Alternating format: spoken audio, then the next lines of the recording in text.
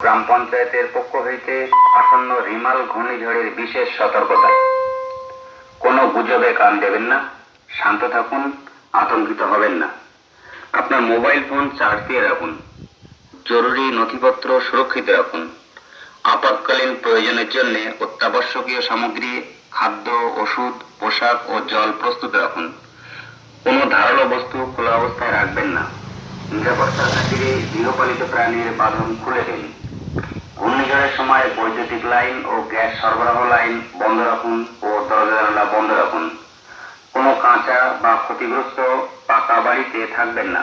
প্রয়োজনে নিকটবর্তী পাকা বাড়িতে বা স্কুলে আশ্রয় নিন।